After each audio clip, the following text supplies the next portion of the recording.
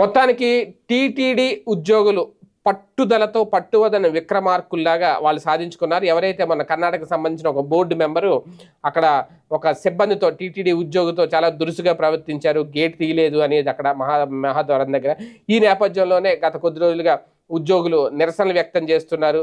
ఇప్పుడు తాజాగా ఆ బోర్డు మెంబర్ ఎవరైతే ఉన్నారో ఆయన వచ్చి క్షమాపణ చెప్పిన తర్వాత వాళ్ళు ఇప్పుడు ఆ దీక్షను కూడా విరమించారు ఉద్యోగ సంఘాలు. ఒక రకంగా ఆ వివాదానికైతే తెరపడినట్టు అయింది. 3 రోజుల క్రితం టీటీడీ ఉద్యోగిని దూషించిన తీరుపై ఉద్యోగులు ఆందోళన చేపట్టిన నేపథ్యంలో బోర్డు సభ్యుడు క్షమాపణ చెప్పాడు. 3 రోజుల క్రితం టీటీడీ ఉద్యోగి బాలాజీ సింగ్ని బోర్డు సభ్యుడు నరేష్ కుమార్ దూషించడంతో ఉద్యోగులు నిరసన చేపట్టారు. ఈ నేపథ్యంలోనే టీటీడీ పరిపాలనా భవనం దగ్గర ఉద్యోగులు ఆందోళన చేశారు. ఇమీడియట్గా స్పందించిన రాష్ట్ర ప్రభుత్వం టీటీడీ ఉన్నతాధికారులు సమస్య పరిష్కారానికి టీటీడీ ఉద్యోగ సంఘాలతో చర్చలు ప్రారంభించారు. తిరుమల అన్నమయ్య భవన్లో టీటీడీ ఈవో జె శ్యామలారావు, అలాగే అదనపు EO Venkaiah Chowdary, JEO Veerabrahmam, board సభ్యులు నరేష్ కుమార్, భానుప్రకాష్ రెడ్డి, అలాగే బాధితుడు బాలాజీ సింగ్ ఉద్యోగ సంఘాల నాయకులు సమావేశమయ్యారు.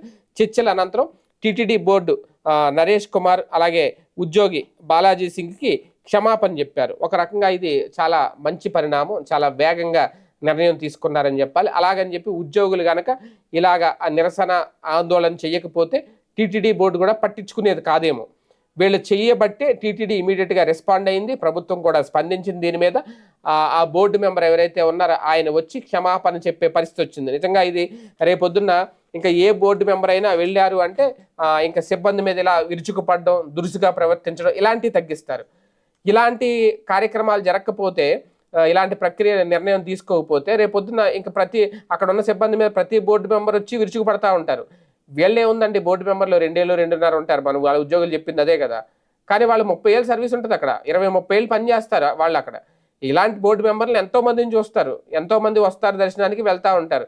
వచ్చిన వాళ్ళందరితోటి చీవాట్లు తినాలి, తిట్లు తినాలి అంటే ఎక్కడ సాధ్యం అవుతుంది?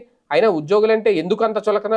ఇప్పుడు ఇదే రేజ్ చేశారు. మొత్తానికి క్షమాపణ చెప్పడంతో ఆ వివాదం అయితే సద్దుమణిగింది.